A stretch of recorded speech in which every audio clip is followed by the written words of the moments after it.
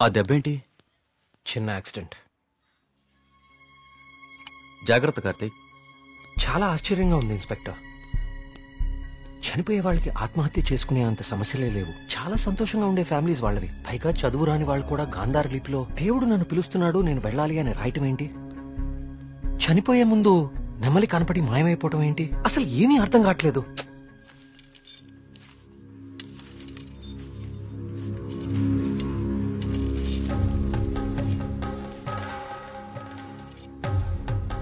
Sir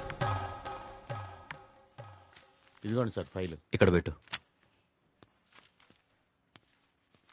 post mortem చేసిన డాక్టర్ని అడిగాను. వాళ్ళు చనిపోయిన వాళ్ళకి ఎలాంటి హెల్త్ ప్రాబ్లమ్స్ లేవని చెప్పారు.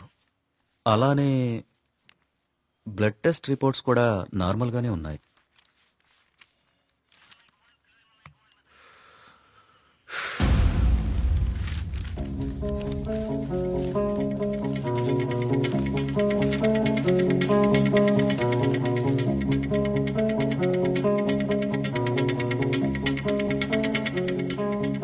ఏంటిది?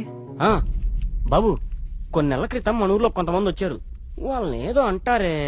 మన ఊళ్ళో ఎన్జిఓ వాళ్ళు క్లాసెస్ కండక్ట్ చేశారు. కొన్ని రోజుల క్రితం చనిపోయిన శ్రీనివాస్ ఆ క్లాసెస్ కు వెళ్ళాడు. ఆ ఎన్జిఓ రిసిప్ట్ ఇది. ఎన్జిఓవా? నేను వాళ్ళతో మాట్లాడొచ్చా? ఆ మాత్రం నాకు తెలీదా? ప్రతిదాన్ని అనుమానించడం కరెక్ట్ కాదు కార్తీక్. నన్నే అడుగుతున్నావు. నేనైనా ఎంక్వైరీ చేశాను. ఇన్స్పెక్టర్, నాకు ఛాన్స్ తీసుకోవటం ఇష్టం లేదు. నేను ఆ ఎన్జిఓ ఆఫీసర్తో మాట్లాడతాను. నీకు కలవట్లేదు. రాలేదే. బ్యాటరీ అయిపోయినట్టుంది. ఏమైంది? ఎవరో ఒకతను మేఘన ఎలా చనిపోయిందో తనకు తెలుసని కాల్ చేశాడు. ఏంటి? అవును, ఎవరో సురేష్ అంట. అతను మహదేవపురం నుంచి కాల్ చేస్తున్నా అని చెప్పాడు. నాకు డౌట్ వచ్చి నేను సిగ్నల్ ట్రేస్ చేశాను. చేస్తే అతను చెప్పింది నిజమే కార్తీక్. ఉందా నంబరు? ఇదే. Thanks inspector. మీరు ఇక్కడే ఉండండి, నేను ఆ ఊరికి వెళ్తాను. కానీ ఆ ఊరు దారి నాకు తెలుసు. ఇక్కడ నుంచి దాదాపు 250 కిలోమీటర్స్ ఆ ఊరు. Come on let's go. జాగ్రత్త కార్తీక్. అసలు ఈ సురేష్ అనేవాడెవడు? తనకి మేఘనా చావు గురించి ఎలా తెలుసు? నేను అదే ఆలోచిస్తున్నా కార్తీక్. ప్రియా, ఒకసారి నీ ఫోన్ ఇవ్వు.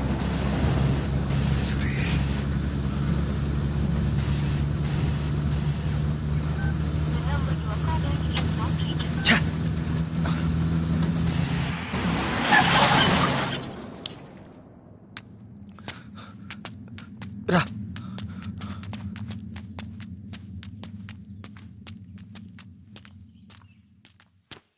ఏమండి?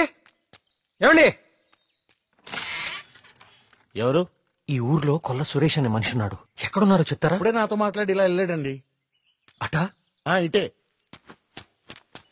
నేనే అనుకుంటా. సార్, సురేష్ అంటే మీరేనా? సురేషా? నేనే. ఏం లేదండి, మీరు ఇన్స్పెక్టర్ ఫోన్ చేసి మేఘనాన్ని ఎవరు చంపారో తెలుసు అని చెప్పారంట. ఇన్స్పెక్టరా? ఆడెవడు? ఏమండి, మేము చాలా కష్టపడి సుబ్రహ్మణ్యపురం నుంచి వచ్చాం. మేఘనాన్ని చంపింది ఎవరో మీకు తెలుసంట. నువ్వెవరు? ఆ మేఘన ఎవరు? అది ఎలా సత్తే నాకేంటి? వాళ్ళు ఎవరో నాకు తెలియదు సార్. హైదరాబాద్ లో కూలి పని చేసుకుంటుంటా సార్. సెల్ ఫోన్ కూడా లేదు సార్. వదిలేండి సార్, క్షమించండి సార్. నేను ఇక్కడ ఉండగా మీ ఊర్లో మరో ప్రాణం పోనివ్వను. అవును, ఎవరో సురేష్ అంట. మహదేవపురం నుంచి కాల్ చేస్తున్నా అని చెప్పాడు. సిగ్నల్ ట్రేస్ చేశాను. చేస్తే అతను చెప్పింది నిజమే కార్తీక్. ప్రియా, మనం అర్జెంట్ గా సుబ్రహ్మణ్యపురానికి తిరిగి వెళ్ళాలి. ఎందుకు? సురేష్ అనేవాడు ఎస్ఐకి ఫోన్ చేయడం అబద్ధం. That inspector knows something. అతనికి ఆ ఆత్మహత్యలకి ఏదో ఒక సంబంధం ఉంది. Let's go.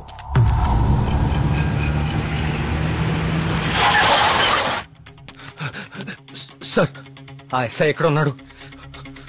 అతనికి ఈ ఆత్మహత్యలకి ఏదో ఒక సంబంధం ఉంది సార్. నన్ను మహాదేవపురం పంపించేసి ఇక్కడ ఇంకో చావు ప్లాన్ చేశాడు. అతను ఆపాలి సార్, అతను ఆపాలి. ఈ ఊర్లో ఇంకొక్క ప్రాణం కూడా పోకూడదు. ఏం మాట్లాడరేంటి సార్? చచ్చిపోయాడు బాబు, చచ్చిపోయాడు బాబు. నువ్వు మహాదేవపురం వెళ్లిన కాసేపటికే విషయం జరిగిపోయింది.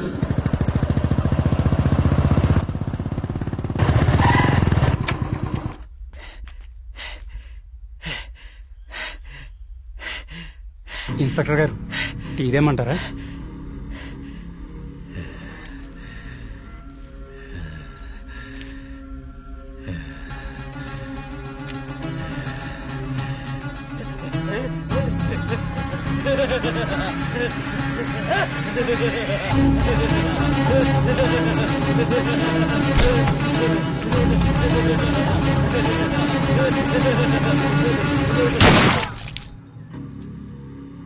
ఇంకొక ప్రాణం కూడా పోదని మాటిచ్చాం. ఇప్పుడు ఊళ్ళో వాళ్ళకి మనం ఏమని ధైర్యం చెప్తాం? ఏ ఊరి చరిత్ర చూసినా ఏముంది? నా ఎండు చేపల కంపు, చిన్న చేపలు చచ్చి పెద్ద చేపలు బతికిన ఇదని చెప్పండి. అంతకంటే ఏం చెప్తారు? మీ వంశ చరిత్రలో ఈరగాథలు చెప్పుకోవడానికి ఈ ఊరు ఉండాలి, ఆ గుడి ఉండాలి, చిత్తం బాబు అనడానికి ఈ మడుసులు ఉండాలి. కానీ వర్మ గారు, మీకు ఊడిగా చేయడానికి కూడా మడుసులు మిగడం లేదు ఈ ఊళ్ళో. ఎమ్మెల్యే గారు, మీరు నన్ను అపార్థం చేసుకుంటున్నారు. ముందు మీరు సరిగా అర్థం చేసుకోండి. పోతున్న పేనాలు గుడిసిల్లోయి, కోట్లో కాదు కదా. అందుకే మీకు అర్థం కావట్లేదు. అయినా ప్రశ్నకి సమాధానం చెప్పండి. ప్రమాదం అని తెలిసి ఈ ఊళ్ళోనే ఎందుకు ఉండాలి? ఇన్ని పేనాలు పోతున్నా ఏ స్వార్థంతో మీరు జనాల్ని ఈ ఊరు వదిలి అనుకుండా చేస్తున్నారు? చెప్పండి సమాధానం. వర్మ గారు, గుడి దగ్గర చిన్న పూజారి ఆత్మహత్య చేసుకోవడానికి ప్రయత్నించాడు.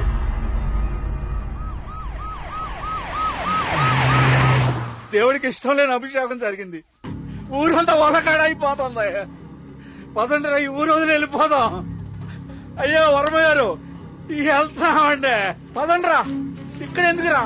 పూజారికి న్యాయం జరగలేదు. పదండి, పదండ్రా. ఇదంతా ఎవరు చేస్తున్నారో నాకు తెలుసు. ఏమంటున్నావు కార్తీక్? అవును సార్, తెలిసిపోయింది. ఏంటి? నేను 10 రోజులు గడువు అడిగాను. ఇంకా ఒక్కరోజు మిగిలింది. 24 గంటల్లో ఈ ఆత్మహత్యలో వెనుకున్న వాళ్ళని రెడ్ హ్యాండెడ్ గా మీ ముందు నిలబడతాను.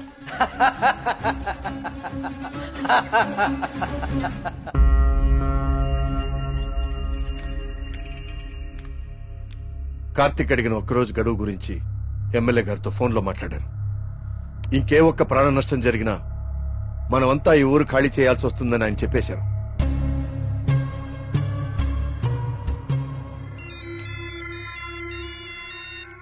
వర్మ గారు ఏం చేస్తున్నారు? ముఖ్యమంత్రి గారితో ఎమ్మెల్యే గారితో ఇప్పుడు దాకా ఫోన్ లో మాట్లాడారు. ఇంకేవో మన ఊరు గురించి మాట్లాడుతున్నారు.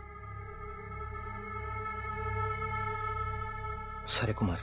స్వామి, సమస్య సృష్టించింది నువ్వే, పరిష్కారం చూపించాల్సింది నువ్వే. ఊరు ఖాళీ అవ్వడమే నువ్వు చూపించే పరిష్కారమా?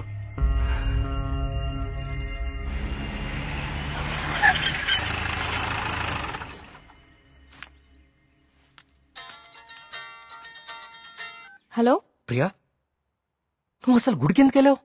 ఓ, ఇక్కడ కూడా సీసీటీవీ కెమెరాలు పెట్టావా? ముందు ఇంటికెళ్ళు. ఇంట్లో ఒక్కదాన్నే ఉండాలంటే భయంగా ఉంది కార్తిక్. కొంచెం ధైర్యంగా ఉంటుందని గుడికొచ్చాను. ఏమిటో ఇన్ని సంవత్సరాల్లో మొట్టమొదటిసారిగా దేవుడికి నైవేద్యం పెట్టలేదు. అంతా కలికాలం. కాల్ చేస్తాను. తీర్థం తీసుకో.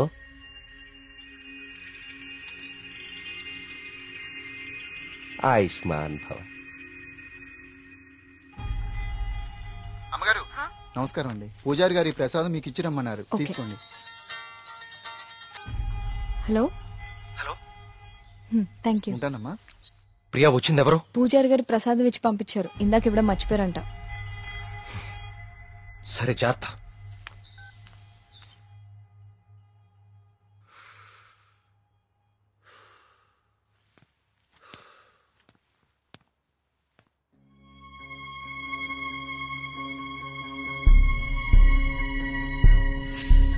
ఏమిటో ఇన్ని సంవత్సరాల్లో మొట్టమొదటిసారిగా దేవుడికి నైవేద్యం పెట్టలేదు. పూజారి గారు ప్రసాదం ఇచ్చి పంపించారు. ఇందాక ఇవ్వడం మర్చిపోయారంట. అయితే ప్రసాదం ఎక్కడిది?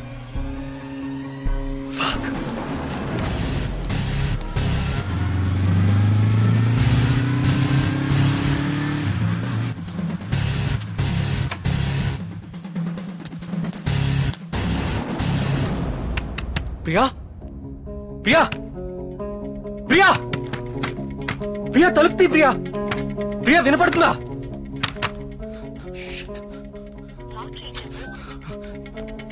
ప్రియా, ప్రియా,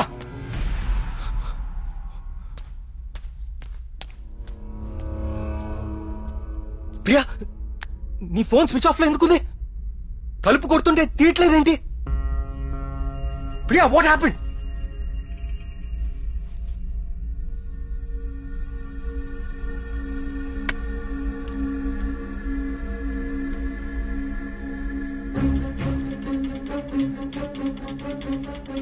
ప్రియా నో. ప్రియా ఏం రాస్తున్నావు అక్కడ? ప్రియా ప్రియా చూడు ఇక్కడ. ప్రియా చూడు ఇక్కడ please look at me Priya.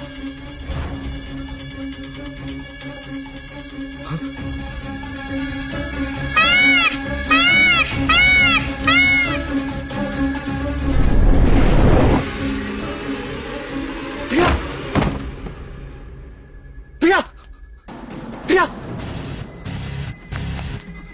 Priya Priya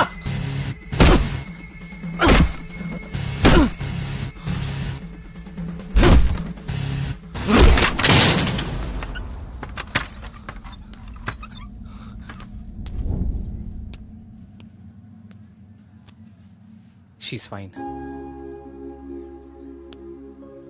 కాకపోతే వెయిన్స్ చాలా డీప్ గా కట్ అవడం వల్ల బ్లడ్ లాస్ చాలా హెవీగా ఉంది. తన స్పృహలోకి రావడానికి కొంచెం టైం పడుతుంది.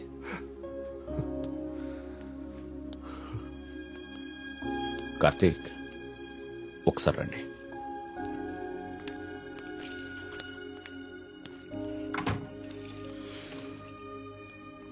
కార్తీక్, నువ్వు నన్ను రమ్మండం మంచిదైంది. నీ అనుమానం నిజం. ప్రియ తిన్న ఫుడ్లో ఒక డ్రగ్ కలపబడింది. ప్రియ బ్లడ్ ని పవర్ఫుల్ మైక్రోస్కోపిక్ అబ్జర్వేషన్ చేశాను. ఆ డ్రగ్ వల్లే ప్రియ ఆత్మహత్య చేసుకోబోయింది. విషయం అయితే చనిపోతారు, ఇలా డ్రగ్ మూలంగా ఆత్మహత్య చేసుకోవటం ఏంటి? చెప్తాను. కొన్ని వందల సంవత్సరాల క్రితం ఆయుర్వేద బ్రహ్మగా పేరొందిన సుశ్రుతుడు కొన్ని రకాల మొక్కలకి మనిషి మెదడుని కంట్రోల్ చేసే శక్తి ఉందని కనుగొన్నాడు. వాటితో ఒక డ్రగ్ తయారు చేశాడు. అలెగ్జాండర్ తన ప్రపంచ జైత్రయాత్రలో భాగంగా తన సైనికుల మీద ఈ డ్రగ్ ను ఉపయోగించాడు. ఎన్ని దెబ్బలు తగిలినా తమ శారీరక స్థితిని పట్టించుకోకుండా పిచ్చి పట్టినట్లుగా యుద్ధానికి వెళ్లేవారు. హిట్లర్ కూడా రెండవ ప్రపంచ యుద్ధ సమయంలో ఇలాంటి డ్రగ్ తయారు చేయించాడు. అయితే అదంత సక్సెస్ అవ్వలేదు.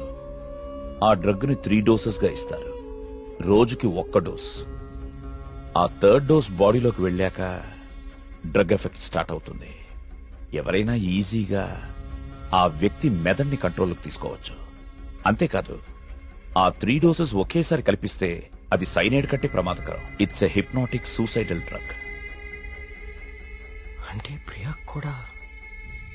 ఎస్, ప్రియ విషయంలో కూడా అదే జరిగింది. ఆ డ్రగ్ కలిపారు. That might be 3rd dose. అంతకుముందే 2 డోసెస్ ఇచ్చేసి ఉండాలి. ఆ ఫుడ్ తిన్న వెంటనే ప్రియ మీద హిప్నాటిక్ ఎఫెక్ట్ స్టార్ట్ అయింది. అయితే ఎవరో తనని లెటర్ రాసి ఆత్మహత్య చేసుకునేలాగా హిప్నటైజ్ చేశారు. You're right. ఈ డ్రగ్ అసలు మన మార్కెట్లో దొరుకుతుందా? మార్కెట్లో ప్రోజోన్, డాల్మెన్ లాంటి హిప్నాటిక్ డ్రగ్స్ ఉన్నాయి. కానీ ప్రియకిచ్చింది వెరీ పవర్ఫుల్ డ్రగ్. అసలు ఇలాంటి డ్రగ్ ఒకటి ఉందని ఇప్పటి ప్రపంచానికి తెలియదు. వీటిని తయారు చేయడానికి కొన్ని రకాల మొక్కలు వాడతారు కార్తీక్. దే ఆర్ కాల్డ్ సైకోసిస్ ఇండ్యూసింగ్ ప్లాంట్స్. ఇవి జర్మనీ పరిసర ప్రాంతాల్లో మాత్రమే దొరుకుతాయి. కొన్ని లక్షలు ఖర్చవుతాయి కార్తీక్ ఈ డ్రగ్ ని తయారు చేయడానికి. మరి పోస్ట్ మార్టం రిపోర్ట్ లో ఈ డ్రగ్ గురించి ఎందుకు తెలియలేదు మనకి? అదే దీని స్పెషాలిటీ. 3rd డోస్ బాడీ లోపలికి వెళ్ళాక ఇది బ్లడ్ లో చాలా డీప్ గా మిక్స్ అయిపోతుంది. ఇది బ్లడ్ లో ఉండేది కేవలం 2 గంటలు మాత్రమే. ఆ తర్వాత ఎవాపరేట్ అయిపోతుంది. మనుషులు మామూలు అయిపోతారు. కానీ ఒకేసారి 3 డోసులు ఇస్తే వెంటనే చచ్చిపోతారు. పోస్ట్ మార్టం చేసేటప్పుడు నార్మల్ బ్లడ్ టెస్ట్ చేస్తాం కాబట్టి ఈ డ్రగ్ గురించి తెలియడం ఇంపాసిబుల్. అదృష్టం ఏంటంటే నువ్వు ప్రియని చాలా ఫాస్ట్ గా 2 అవర్స్ లోపే హాస్పిటల్కి తీసుకొచ్చావు. కొంచెం ఆలస్యమైనా ఇలాంటి డ్రగ్ ప్రియకిచ్చారని మనకెప్పటికీ తెలిసేది కాదు.